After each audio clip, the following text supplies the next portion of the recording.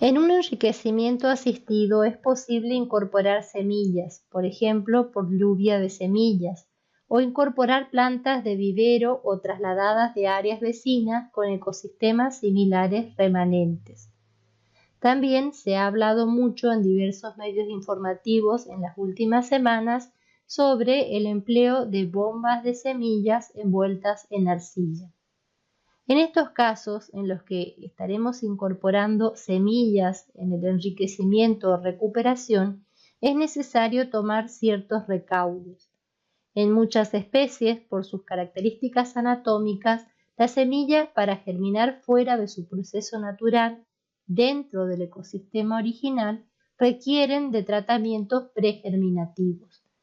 En caso contrario, no germinarán o lo harán sin el debido vigor de la plántula. Es así que si no nos informamos previamente, podemos invertir tiempo y recursos que se perderán sin lograr su objetivo.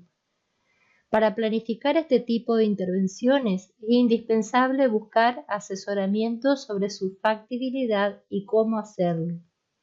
Ustedes en Córdoba tienen dónde hacerlo. La Facultad de Ciencias Agropecuarias es un baluarte en este aspecto. Aprovéchenlo. La proposición de modelos para implantación de repoblación vegetal heterogénea requiere levantamientos florísticos y fitosociológicos previos, estudios de la biología y de los aspectos ecofisiológicos envueltos para que la masa forestal implantada se autorrenueve, alcanzando eventualmente la estabilidad climática. En los bosques de ribera hay que recordar que no se debe hablar de vegetación o especies clímax, sino más bien de comunidad estable, mejor adaptada a la dinámica fluvial de cada tramo. Veamos brevemente cómo las técnicas de recuperación activas han ido avanzando con el tiempo a la par del avance del conocimiento científico. Se partió de técnicas enfocadas en la productividad.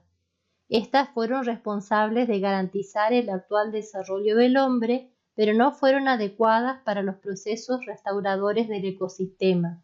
Se tuvo que aprender que restauración no es sinónimo de productividad. A fin de no repetirlos, veamos cuáles fueron los errores comúnmente cometidos. Uno de ellos fue idealizar en forma excesiva a la naturaleza. Se veía la naturaleza como algo rígido, inflexible. Intentando avanzar hacia una nueva etapa, se recurrió al modelo productivista. En este se daba importancia a la cuantificación de biomasa.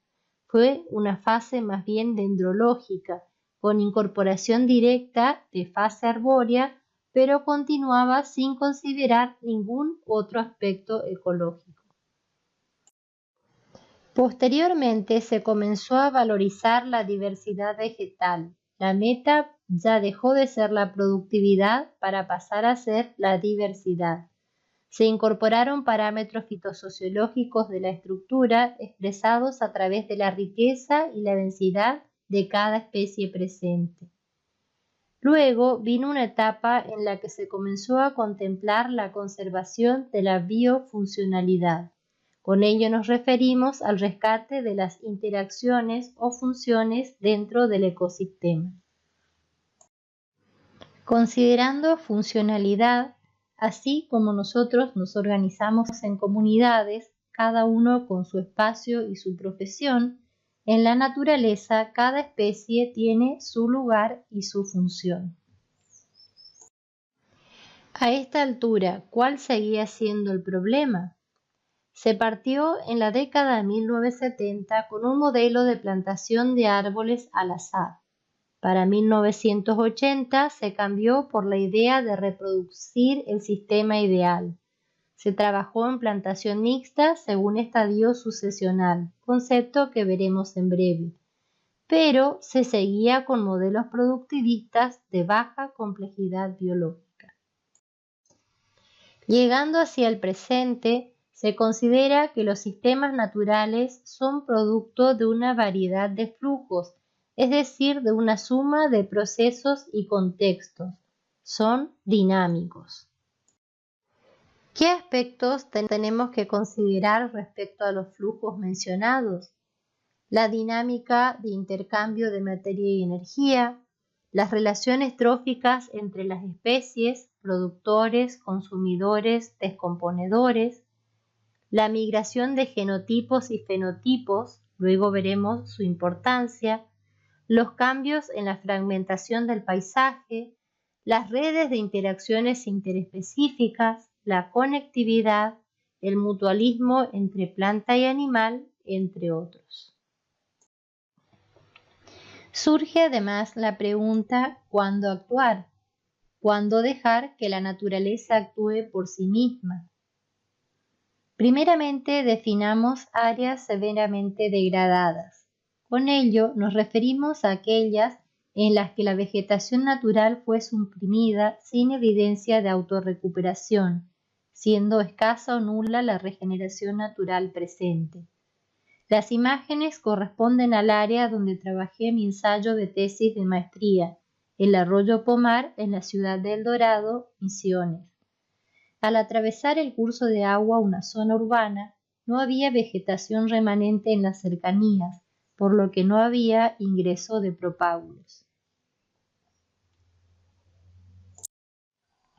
Había comentado que aclararía el concepto de sucesión natural. Si bien con especies típicas de sus regiones fitogeográficas se dará un proceso similar en todas ellas.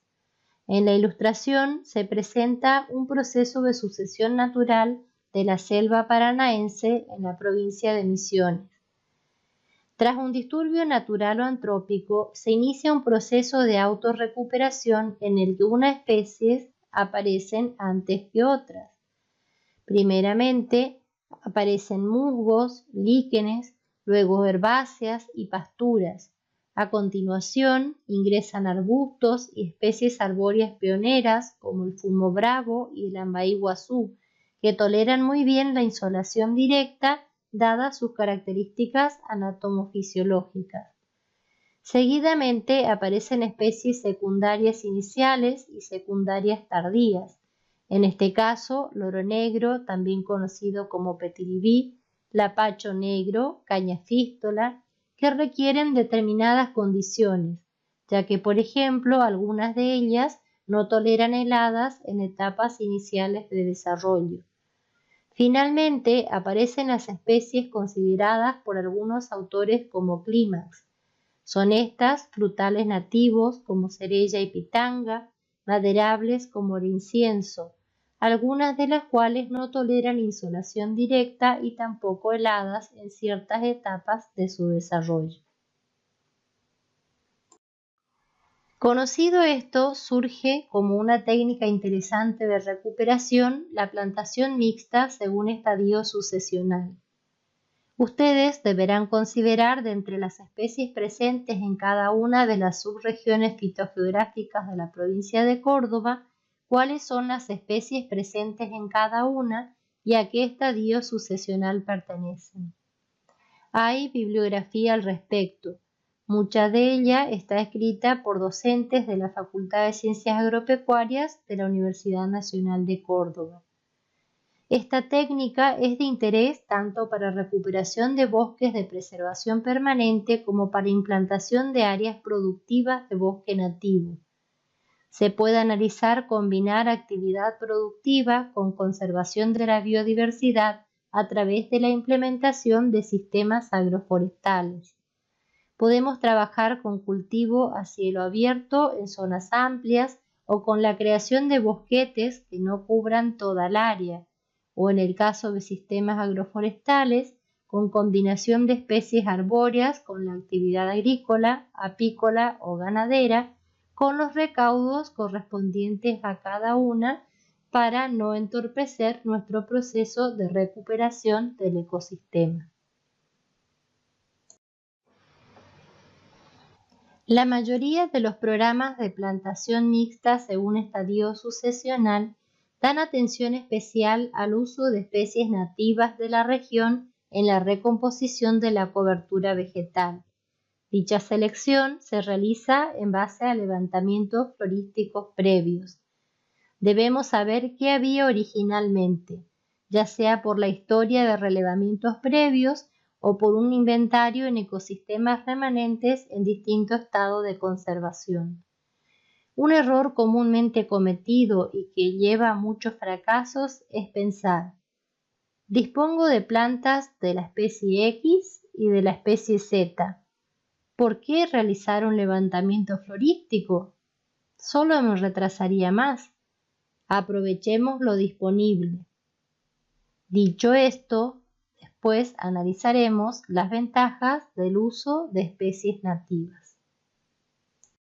Entre las ventajas del uso de especies nativas es posible mencionar que contribuyen a la conservación de la biodiversidad regional, protegen o expanden las fuentes naturales de diversidad genética tanto de flora como de fauna, brindan ventajas técnicas y económicas debido a la proximidad de la fuente de propágulos, tienen facilidad de aclimatación y contribuyen a la perpetuidad de las especies.